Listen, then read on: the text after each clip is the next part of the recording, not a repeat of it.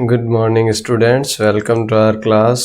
अपन part पढ़ रहे थे क्लास 8th का the best Christmas present in the world. इसका फर्स्ट पार्ट अपन ने कंप्लीट कर लिया था, जिसमें जो ब्रिटिश आर्मी का ऑफिसर है, जो कि जर्मन और ब्रिटिश आर्मी के बीच में जो 1914 के अंदर जो फर्स्ट वर्ल्ड वार है, उस दौरान जब सेनाएं मोर्चे पे थी, उस दौरान किस प्रकार से कैप्टन जिम मैकफर्सन वो मिलते हैं उनसे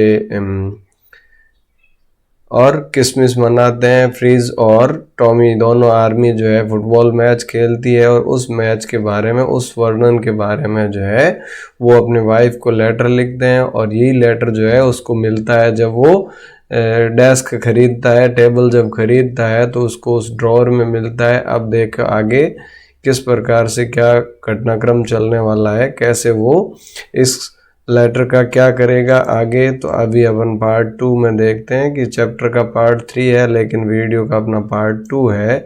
इसमें देखिए, आई फोल्डेड द लेटर अगेन, मैंने फिर से लेटर को फोल्ड कर दिया, यानी समेट के रख दिया।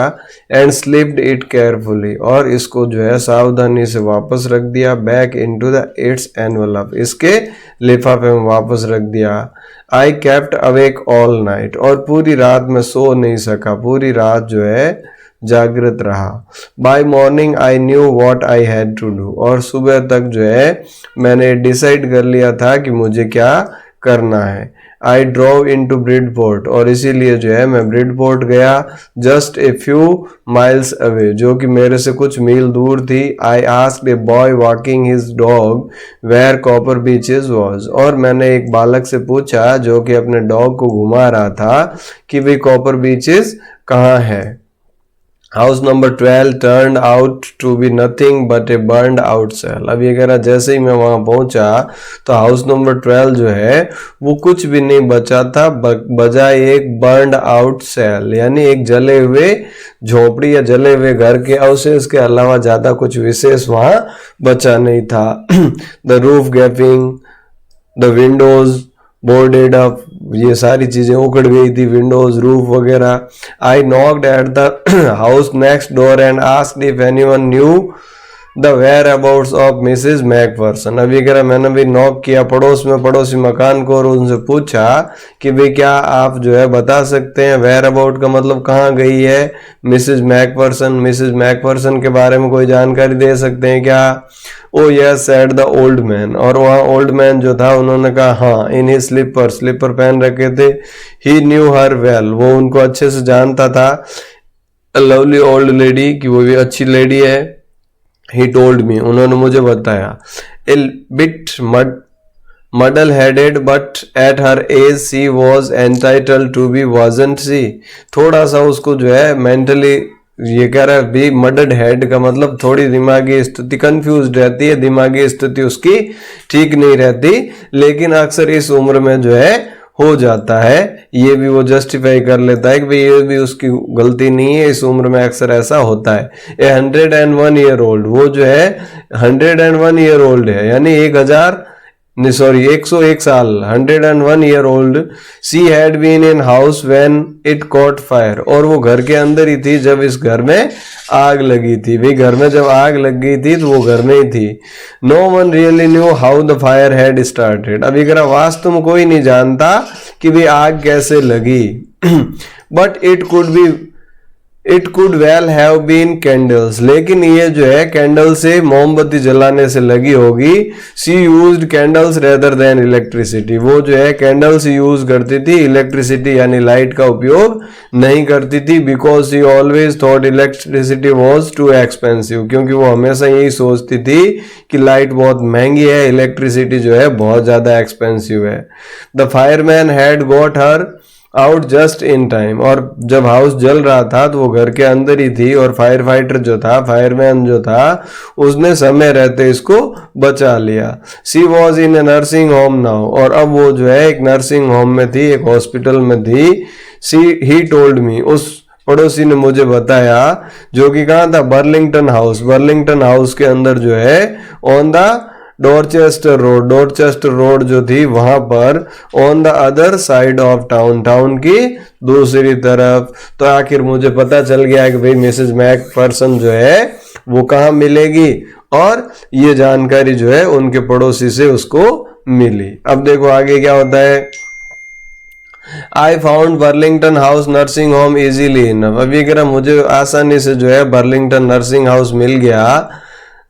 उसके बाद जो है there were paper chains up in the hallway and a lighted Christmas tree stood in corner with a lopsided angel on top. अब ये कह रहा वहां भी जो है क्रिसमस का सेलिब्रेशन चल रहा था, है हॉल के अंदर जो है हॉलवे में, और लाइटनिंग वगैरह ये सारी चीजें जो है वहां सजाई हुई थी। I said I was a friend come to visit Mrs McPherson to bring her a Christmas present. और मैंने उनसे कहा कि भाई मैं एक दोस्त हूं जो कि मिसेज मैकफर्सन के लिए क्रिसमस प्रेजेंट लेकर आया हूं। I could see through into the dining room where everyone was wearing a paper hat and singing. अब ये कह रहा मैं वहां था जहां पर कि जो है सब लोग जो है पेपर हैट पहन रखे थे, सब लोग गा रहे थे, और सब लोग जो है डाइनिंग रूम के अंदर जो है सेलिब्रेट कर रहे थे। The matron had a hat on too and seemed happy enough to see me. अब जो मैटर्न थी यानी वहां की जो देखभाल करने वाली जो मुखिया महिला जो थी, उन्होंने जो है उन्होंने भी हैट पहन रखा था और वो बहुत ज्यादा खुश हुए, एक्साइटेड हुई मुझे देखकर। सी इवन ऑफर्ड मी ए मीन्स पाई, और उन्होंने मुझे भी जो है मीन्स पाई ऑफर की, खाने की चीज जो है ऑफर की। She walked me along the corridor, और वो मेरे साथ साथ कॉरिडोर में बरामदे में मेरे साथ चली।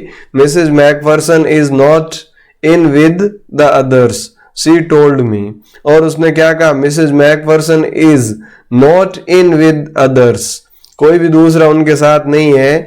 She is rather confuse today so we thought it best if she had a good rest. और वो अक्सर कंफ्यूज रहती है, इसीलिए आज हमने सोचा कि भाई वो जो है आज के दिन रेस्ट करे तो ही ज्यादा अच्छा होगा। She had no family you know. अब जैसा कि आप कह रहे हो कि भी मैं फ्रेंड हूं, तो आप जानते ही होंगे कि उनके कोई फैमिली नहीं है। नो वन विजिट्स, कोई नहीं आता। So I am sure she will be only too pleased to see you. इसलिए मैं पक्का ये कह सकती हूँ कि वो तुम्हें देखकर बहुत ज्यादा खुश होगी। You took me into A conservatory with wicker chair and potted plants all around and left me। और इस प्रकार से जो है वो मेरे को वहां जो है वहां तक लेके गई जहां के पोट में प्लांट वगैरह रखे हुए थे, और इस तरीके से जो है वहां वो थी। अब देखो आगे वहां पहुंचने के बाद जो है इसके साथ क्या होता है, वो क्या इसको पहचान पाती है या लेटर को पहचान पाती है। आगे देखिए इसके बाद देखो द ओल्ड लेडी यानी जो बुढ़िया थी, द ओल्ड लेडी वो सिटिंग, वो क्या थी, बैठी हुई थी, in a wheel chair, wheel chair के ऊपर जो है बैठी थी। Her hands folded in her lap, और उसके हाथ जो है उसकी लैप में यानी उसकी गोद में फोल्ड किए हुए थे। She had silver white hair pin into a wispy bun, और सिल्वर वाइट हेयर पिन पहन रखी थी उन्होंने। ये देखिए आप जो है चित्र में नजर आ ही रहा है। She was gazing out at the garden, और वो गार्डन की तरफ देख रही थी। गेजिंग का मतलब होता है टकटकी लगाकर देखना, एक टक देखना। हेलो आई सेड, और मैंने जाके उनसे कहा hello. She turned and looked up at me vacantly, और वो जो है मुड़ी, और बिल्कुल वैकेंटली का मतलब खालीपन से, बिल्कुल खाली निगाहों से, खालीपन से मेरी तरफ उन्होंने देखा।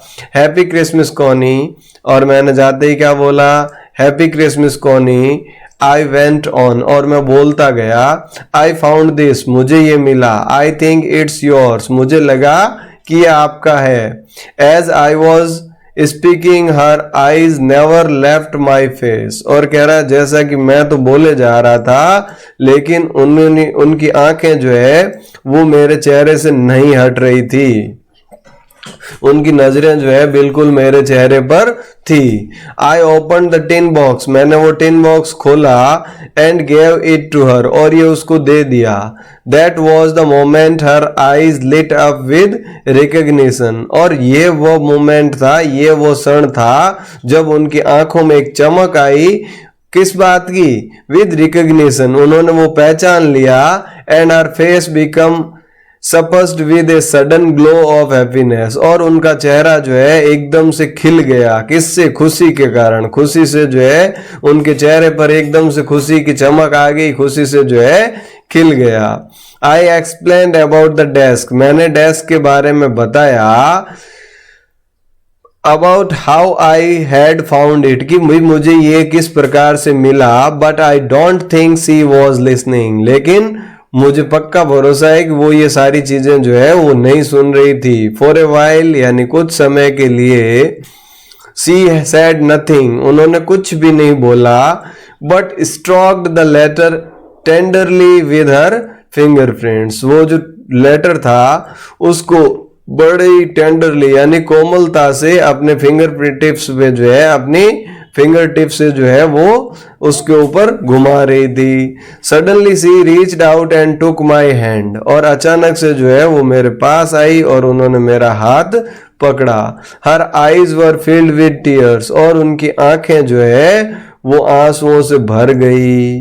You told me you would come home by Christmas dearest, she said, और उन्होंने क्या कहा कि भी तुमने बताया था कि तुम क्रिसमस तक वापस आ जाओगे प्रिय, सी सेड, और उन्होंने कहा। एंड हेयर यू आर, और यहाँ जो है हियर यू आर, तुम यहाँ आ गए। The best Christmas present in the world, मेरे लिए जो है बेस्ट, सबसे अच्छा, सबसे खूबसूरत क्रिसमस प्रेजेंट पूरे विश्व का। कम क्लोजर, नजदीक आओ। जिम डियर, जिम मेरे पास आओ। सिट डाउन, और यहाँ बैठो। I sat down beside her, मैं उनके बगल में बैठ गया। एंड सी किस्ड माई चिक, और उन्होंने मेरे गाल पे किस किया। I read your letter so often Jim every day, अभी कह रहा मैंने तुम्हारा लेटर जो है हमेशा पढ़ा है। ऑफन, अक्सर, हमेशा जो है पढ़ती हूँ। I wanted to hear your voice in my head, मैं तुम्हारी आवाज जो है वो सुनना चाहती थी। मैं ये चाहती थी कि तुम्हारी आवाज सुनूं। It always made me feel you were with me, इससे हमेशा ही जो है मुझे ये फीलिंग आती है, मुझे ये फील होता है, महसूस होता है कि मैं तुम्हारे साथ हूं या तुम मेरे साथ हो। एंड नाउ यू आर, और अब जो है तुम वास्तव में मेरे साथ हो। Now you are back, you can read it to me yourself, अब तुम वापस आ गए हो तो अब इस लेटर को तुम खुद ही पढ़ो मेरे लिए। Would you do that for me, क्या तुम ऐसा करोगे मेरे लिए जिम डियर, जिम क्या तुम मेरे लिए ऐसा करोगे। I just want to hear your voice again, मैं बस तुम्हारी आवाज को फिर से सुनना चाहती हूं। I'd love that so much, मुझे वो बहुत ज्यादा पसंद है। And then perhaps I'll have some tea, और उसके बाद जो है शायद मैं कुछ चाय वगैरह लूं।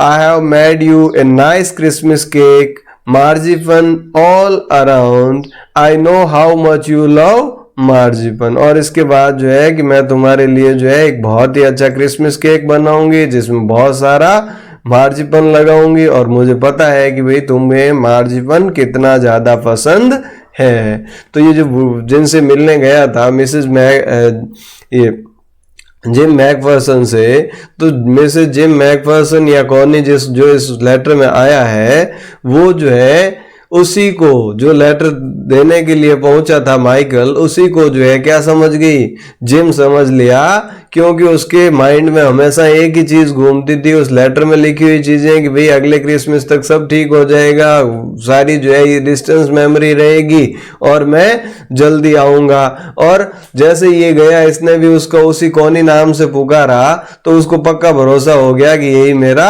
जिम है, और वही उसको जो है जिम समझती है और अपनी सारी फीलिंग्स उससे शेयर करती है। इस प्रकार से जो है इस चैप्टर में एक वॉर जो है और वॉर के इफेक्ट्स जो है एक आर्मी पर्सन जो है उसकी फैमिली पर क्या इफेक्ट्स होते हैं इस बारे में जो है कि भी वॉर कोई नहीं चाहता, किसी की चॉइस नहीं होती, युद्ध में किसी का कभी कोई फायदा नहीं होता, बट कंट्री की सेफ्टी के लिए करना मजबूरी होता है। लेकिन इसमें जो है सबसे ज्यादा सफर करने वाले लोग हैं वो उन आर्मी पर्सन्स की फैमिलीज है जो कि उस वॉर टाइम में जो है मॉडरेट हो जाते हैं, शहीद हो जाते हैं। और इसी टाइप की फीलिंग्स जो है इस मिसेस जिम मैकफर्सन की थी, जिनके के हस्बैंड जो है वो इस वर्ल्ड वॉर में, फर्स्ट वर्ल्ड वॉर जो था 1914 से लेके 1918 तक, उसी में शायद शहीद हो गए हों और ये उनका लास्ट लेटर ही मिला। इसके बाद उनका कोई कुछ अता पता नहीं था। और आज जब ये लेटर लेके आया तो उन्होंने जो है इस माइकल को ही जिम समझ के अपनी सारी फीलिंग इसके साथ शेयर की। इस प्रकार से ये आपका चैप्टर कंप्लीट होता है। अब आपका काम ये है कि इसमें जो भी न्यू वर्ड्स आए हैं वो नोटबुक में लिखने हैं और जो क्वेश्चंस आए हैं वो अपनी नोटबुक में करने हैं। अगर कुछ भी समझ में नहीं आए तो आप कमेंट बॉक्स में डाल सकते हो, मैं कोशिश करूंगा आपके जो भी डाउट्स है वो क्लियर करने की। इसी के साथ आज के सेशन को यहीं समाप्त करते हैं। Thank you. जय हिंद, जय भारत।